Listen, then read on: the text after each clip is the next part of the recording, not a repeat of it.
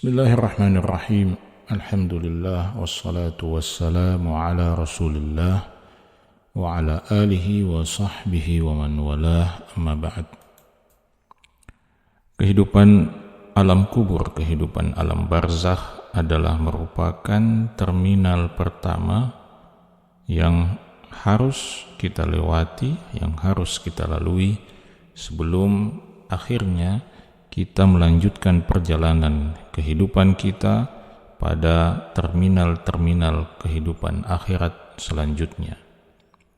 Karena itu, sahabat yang mulia Utsman bin Affan radhiyallahu taala anhu, apabila beliau berhenti dan berdiri di hadapan sebuah kubur, beliau akan menangis dengan tangisan yang tidak beliau alami seperti ketika beliau mengingat surga dan neraka.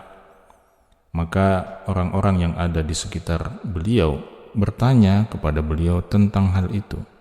Mengapa mengingat kehidupan alam kubur justru lebih berat bagi seorang Utsman, lebih berat dampaknya bagi seorang Utsman bin Affan daripada ketika mengingat surga dan neraka.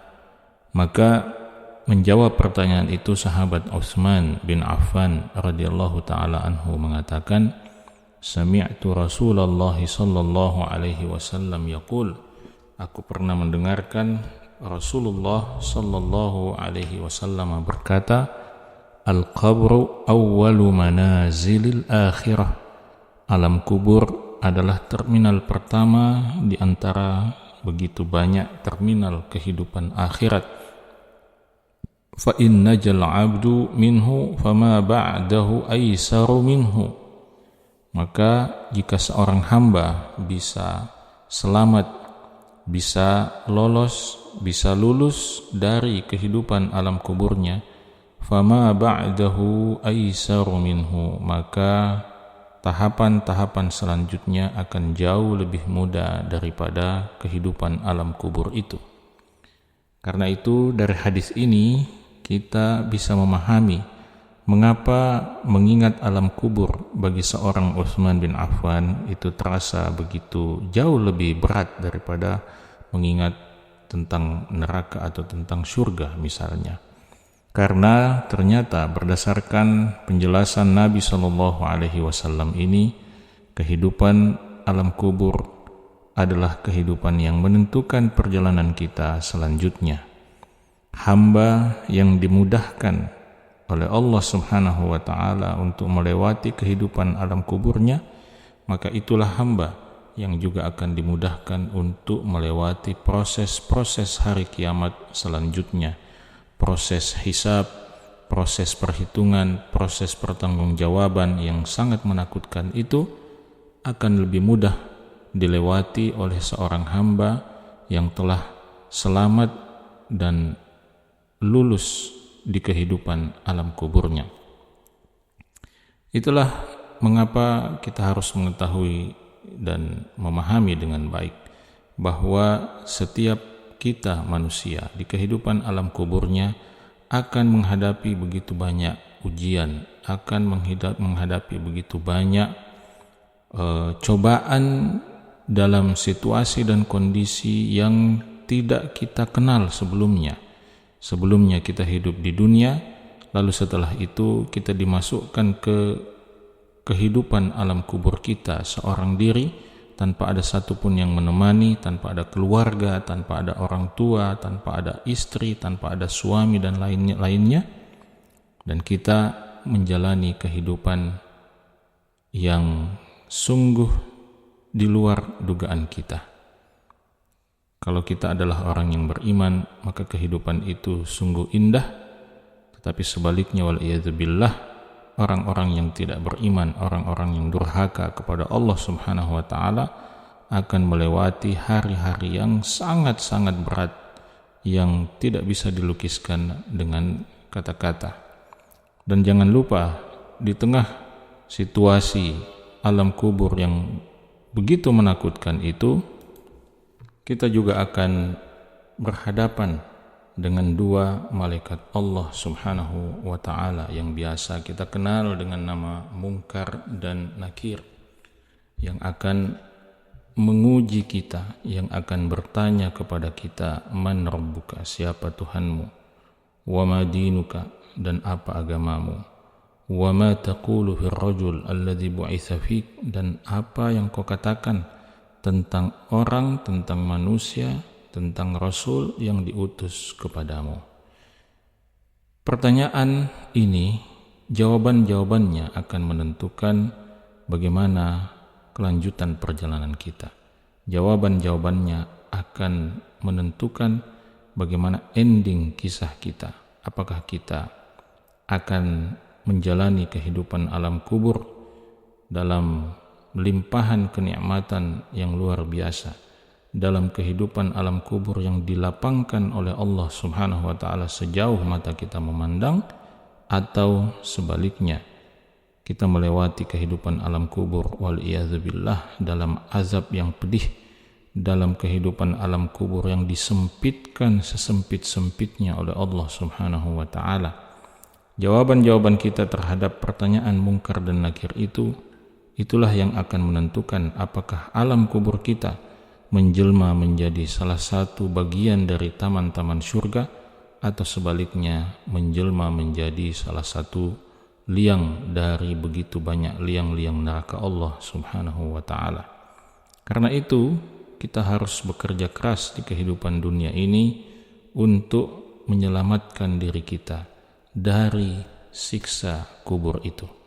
Ada beberapa hal yang harus kita lakukan untuk bisa menemukan jalan selamat dari siksa kubur itu. Yang pertama adalah al-iman wal amalus salih. Iman dan amal saleh. Ini adalah merupakan syarat mutlak bagi siapapun yang ingin selamat di kehidupan alam kuburnya. Tanpa iman kita tidak mungkin selamat. Tanpa amal saleh kita tidak mungkin selamat dari siksa kubur itu. Allah Subhanahu wa ta'ala mengatakan, yuthabbitullahu alladhina amanu bil qawli tsabiti fil hayati dunya wa fil akhirah. Allah Subhanahu wa ta'ala akan meneguhkan orang-orang yang beriman di kehidupan dunia dan di kehidupan akhiratnya. Kemudian yang kedua yang harus kita lakukan agar bisa selamat dari siksa kubur adalah al-iktsar min dzikri hadimil ladzat. Memperbanyak untuk mengingat sang penghancur segala kelezatan, segala kenikmatan, yaitu kematian. Kata Nabi sallallahu alaihi wasallam, "Aktsiru min dzikri hadimil ladzat." Perbanyaklah oleh kalian untuk selalu mengingat sang penghancur segala kenikmatan, segala kelezatan, yaitu kematian. Kenapa ini penting untuk menjadi jalan selamat kita dari siksa kubur? Karena dengan banyak mengingat kematian, kita akan mengingat kengerian-kengerian yang terjadi pasca kematian itu. Sehingga dengan demikian kita bisa menahan diri, kita bisa menahan hawa nafsu kita yang tergoda untuk melakukan dosa dan maksiat kepada Allah Subhanahu wa ta'ala. Yang kedua, dengan banyak mengingat kematian, kita akan terdorong, termotivasi untuk segera bertaubat dan segera memperbanyak amal saleh. Dua hal inilah yang kita harapkan dari banyak mengingat kematian. Sehingga mengingat kematian itu adalah salah satu motivasi terbaik bagi orang-orang yang beriman dan beramal saleh. Kemudian jalan yang ketiga adalah al-istiqamah. Konsisten menjalani, mengerjakan kebaikan-kebaikan yang selama ini telah kita lakukan. Meskipun itu mungkin adalah kebaikan-kebaikan yang sederhana, kebaikan-kebaikan yang kecil, tetapi kalau kita bisa berkomitmen dan berkonsisten untuk melakukannya, maka itu insya Allah akan menjadi sebab kita diselamatkan dari siksa kubur. Allah subhanahu wa ta'ala mengatakan di dalam surah Fussilat, innal ladhina qalu rabbuna Allah thumma istaqamu tatanazzalu alaihimul malaikatu alla takhafu wa la tahzanu wa abshiru bil jannati allati kuntum tu'adun. Sesungguhnya orang-orang yang mengatakan Tuhan kami adalah Allah, lalu mereka istiqamah, mereka konsisten dan komitmen dengan itu, maka pada saat kematian mereka akan turun malaikat Allah subhanahu wa ta'ala dan menyampaikan kepada mereka, alla takhafu, janganlah kalian merasa takut, wala tahzanu, dan janganlah kalian merasa sedih, wa abshiru bil jannati allati kuntum tu'adun, dan bergembiralah kalian dengan surga Allah subhanahu wa ta'ala yang dijanjikan oleh Allah subhanahu wa ta'ala untuk kalian. Maka istiqamah itu penting. Sebaik-baik amalan, kata Nabi SAW, adalah amalan yang kita lakukan secara konsisten meskipun sedikit. Adwamuha wa inqal, yang berkelanjutan meskipun sedikit, kata Nabi SAW. Sebab yang lain untuk bisa selamat dari siksa kubur adalah berjaga di jalan Allah subhanahu wa ta'ala, ribat fi sabilillah. Kata Nabi SAW, kullu mayyitin yukhtamu ala amalihi illa alladhi mata murabitan fi sabilillah fa innahu yunamma lahu amaluhu ila yaumil qiyamah wa ya'manu fitnatal qabr.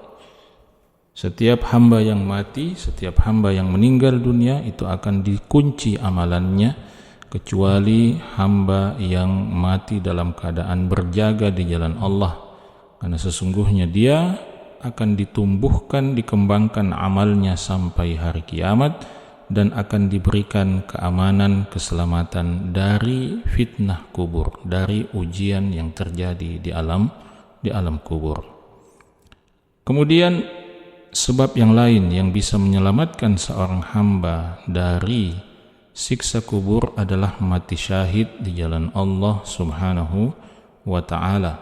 Nabi SAW menyebutkan, lisyahidi indallahi sittu khisal, seorang yang mati syahid di sisi Allah subhanahu wa ta'ala itu akan mendapatkan 6 karunia, 6 balasan. Di antaranya, kata Nabi SAW, yughfaru lahu fi awwali duf'atin min damihi, dosanya akan diampuni seiring dengan percikan pertama yang keluar, yang terpercik atau yang tersembur dari darahnya. Kemudian yang kedua, wa yara maq'adahu minal jannah, dia akan melihat tempat tinggalnya, tempat duduknya di dalam surga. Kemudian yang ketiga, wa yujaru min azabil qabri, dan dia akan dilindungi dari siksa kubur. Wa ya'manu minal faza'il akbar, dia akan diberi rasa aman dan tenang ketika terjadinya hari kebangkitan yang besar. Dan yang kelima, wa yudha'u ala ra'sihi tajul wiqar, akan diletakkan di kepalanya mahkota kemuliaan, di mana mahkota kemuliaan itu al-yaquta minhu khairum minad dunya wa ma fiha, nilai satu mutiara, satu permatanya itu lebih baik daripada dunia dan seisinya. Wa yuzawwaju ithnataini wa sab'ina zawja minal huril ain, dia akan dinikahkan dengan 72 bidadari yang bermata jeli. Wa yushaffi'u fi sab'ina min aqaribi, atau yushaffa'u fi sab'ina min aqaribihi, dia akan diberikan kesempatan memberi syafaat kepada 70 orang kerabatnya. Di dalam hadis ini sangat jelas sekali Nabi SAW menyebutkan bahwa salah satu balasan untuk hamba yang mati syahid di jalan Allah adalah dijauhkan, dilindungi dari siksa kubur. Kemudian sebab yang lain yang juga disebutkan oleh Nabi SAW yang bisa menyelamatkan kita dari siksa kubur adalah komitmen membaca surah Al-Mulk serta mengamalkan apa yang menjadi konsekuensinya. Kata Nabi SAW sebagaimana diriwayatkan oleh Ibnu Abbas radhiyallahu taala anhu yang menceritakan tentang salah seorang sahabat Nabi sallallahu alaihi wasallam yang membaca Al-Qur'an, yang membaca surah Al-Mulk, yang komitmen untuk membaca surah Al-Mulk. Maka Nabi SAW menyebut surah Al-Mulk itu dengan Al-Mani'ah. Kata Nabi SAW, hiyal mani'ah hiyal munjiyah. Surah Al-Mulk itu adalah surah pelindung, surah yang menyelamatkan. Menyelamatkan dari apa? Tunjihi min azabil qabri, yang akan menyelamatkannya dari siksa kubur. Maka sahabat-sahabat muslimin muslimat, itulah beberapa jalan yang seharusnya kita tempuh, seharusnya kita jalani untuk bisa mendapatkan keselamatan dari Allah Subhanahu wa taala dari siksa kubur yang sangat menyakitkan dan sangat menakutkan. Semoga kita semua kelak di kehidupan alam barzakh kita, di kehidupan alam kubur kita, diselamatkan dari segala bentuk ujian, bahkan kalau perlu kita diselamatkan dari fitnah kubur, termasuk kita diselamatkan dari siksa kubur, dan mudah-mudahan alam kubur kita oleh Allah Subhanahu wa taala dijadikan sebagai salah satu taman dari sekian banyak taman-taman surga. Demikian, semoga bermanfaat. Assalamualaikum warahmatullahi wabarakatuh.